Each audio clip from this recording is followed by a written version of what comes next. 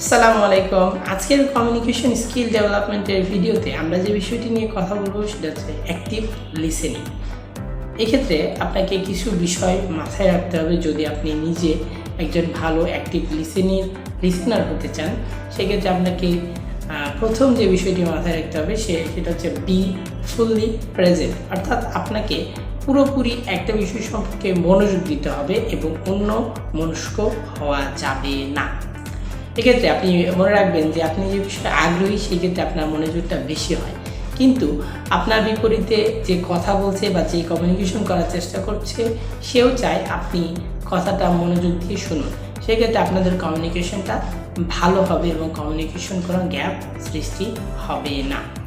দেন 2 number যেটা ব্যাপার কাজ করে সেটা হচ্ছে কমিউনিকেশন ইওর প্রেজেন্স, অর্থাৎ কেউ যখন কথা বলছে তার সঙ্গে মাথা নাড়ানো বা একটু বোঝানোর চেষ্টা করা বা আই কন্ট্যাক্টটা রাখা, যেন সে বুঝতে পারে যে আপনি তার সঙ্গে কমিউনিকেশনটা রাখছেন।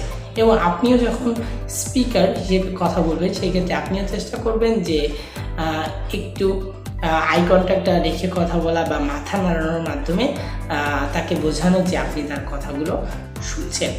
দেন ইন্টারঅ্যাকশন, অর্থাৎ কিছু সময় পর যদি আপনি স্পিকার হয়ে থাকেন কিছু সময় পর একটু পজ দিয়ে কিছু জিজ্ঞেস করা যে আপনারা কি বিষয়টি করেন, যদি করে থাকেন তাহলে সবাই একটু হাত তুলে দেখান, অথবা যদি করে থাকেন তাহলে সবাই হ্যাঁ বলেন অথবা না বলেন।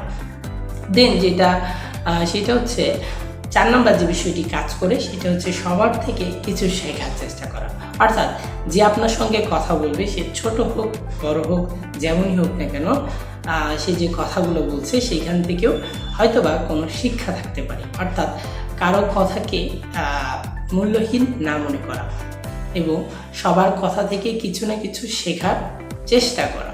এক্ষেত্রে আপনার কমিউনিকেশন স্কিলটা ধীরে ধীরে বৃদ্ধি পাবে এবং আপনি তার সঙ্গে একটা বন্ধুত্বপূর্ণ বা সহমর্মিতাপূর্ণ একটা মনোভাব সৃষ্টি হবে। এভাবে আপনি একজন ভালো লিসেনার হতে পারেন এবং ভালো স্পিকার হতে পারেন। ধন্যবাদ সবাইকে।